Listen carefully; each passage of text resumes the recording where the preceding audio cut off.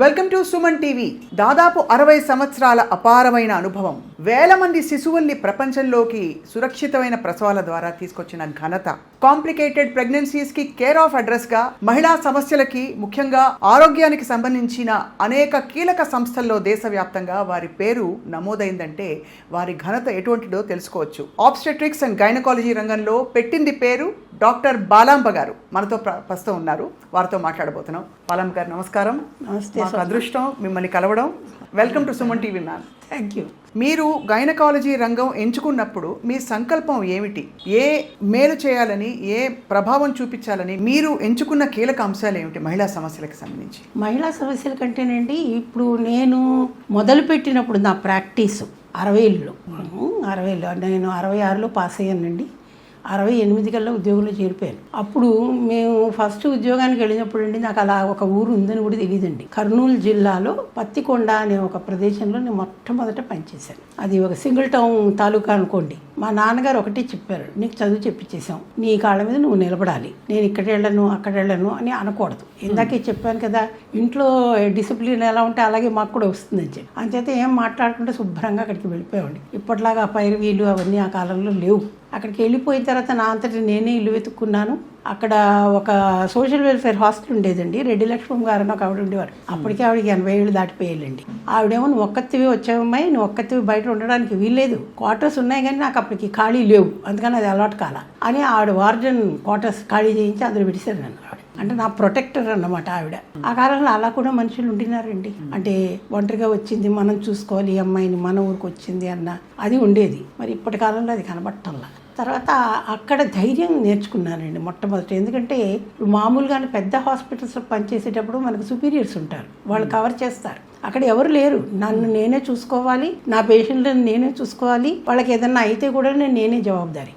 అప్పటికే మీరు గైనకాలజీ?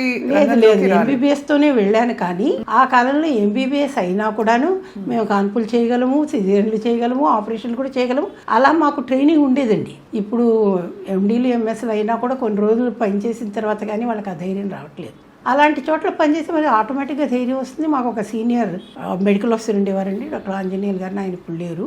ఆయన నాకు చాలా ధైర్యం చెప్పేవాడు. ఎందుకంటే నాది ఫస్ట్ పోస్టింగ్, ఆయనకి అప్పటికే ఆయన కొంచెం సీనియర్ బాగాను. అంచేత ఆయన నేనున్నానమ్మాయి, నువ్వేమి భయపడకు, నువ్వు చూసుకోనివారు అనమాట. అందుకని ధైర్యంగా అన్నీ చేసామండి. అప్పుడు 2 ఏళ్ళు అక్కడ పనిచేశాను. దాని తర్వాత నాకు అప్పటికి పెళ్ళి అయింది. పోస్ట్ గ్రాడ్యుయేషన్కి కర్నూలు మెడికల్ కాలేజ్లో చేరాను. ఎందుకంటే మా హస్బెండ్ కర్నూలు నుంచి, కాబట్టి అక్కడే చేరిపోయాను అనమాట. అన్నది అక్కడ నేర్చుకున్నానండి. ఉదాహరణకి మ్యామ్, అంటే ఉదాహరణకి అక్కడంతా చాలా పూర్ ప్లేస్ అండి. రాయలసీమ చాలా పూర్గా ఉంటుంది, మీకు తెలుసు కదా. గవర్నమెంట్ హాస్పిటల్కి ఎలాంటి వాళ్ళు వస్తారండి, ఏం లేని వాళ్ళే వస్తారు చాలా మటుకు. అప్పుడు ఇప్పుడు ఉన్నంతగా ప్రైవేట్ హాస్పిటల్స్ కూడా ఏం పెద్ద లేవు, ఎక్కువగా మిషన్ హాస్పిటల్స్ ఉండేవి. కాబట్టి చాలామంది అలాంటి వాళ్ళే వచ్చేవాళ్ళు. వాళ్ళకి ఎనీమియా కానీ ఏదైనా కానీ కొన్ని సందర్భాల్లో డాక్టర్లే బ్లడ్ ఇవ్వడం కూడా జరిగేదండి. నేను కూడా ఇచ్చున్నానండి బ్లడ్. ఓ పేషెంట్కి ఆపరేషన్ చేసి ఎవడు లేకపోతే, ఎందుకంటే అప్పుడు బ్లడ్ ఇవ్వడం అంటే అందరు పారిపోయేవాళ్ళు. అంచేత ఆపరేషన్ చేసి బ్లడ్ ఇచ్చి, నేను ఇచ్చింది కాక మా ఆయన్ని కూడా అదే గ్రూపు, నైనా నువ్వు కూడా రెడీగా ఉండే అవసరం అయితే అన్నాడు. అంటే అంతలాగా మమ్మల్ని ఇక్కడ ప్రేరేపించారండి మా సీనియర్స్, మా టీచర్స్.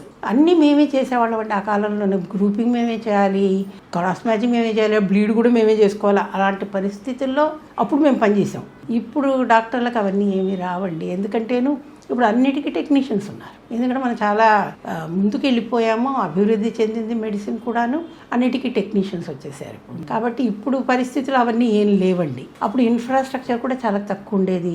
అనిస్థెటిస్టులు కూడా, అంటే మత్తు డాక్టర్లు కూడా చాలా తక్కువ మంది ఉండేవాళ్ళు.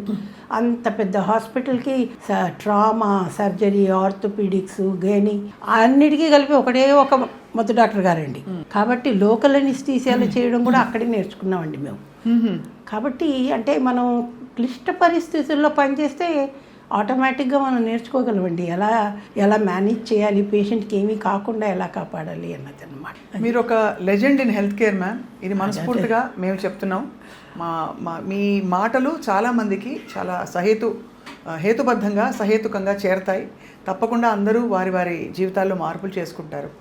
ఎప్పటికప్పుడు మీరు అనుమతిస్తే మిమ్మల్ని పలకరించి మీ నుంచి కొన్ని విషయాలు తెలుసుకుంటూ ఉంటాం డాక్టర్ బాలాంబ గారు. తప్పకుండా.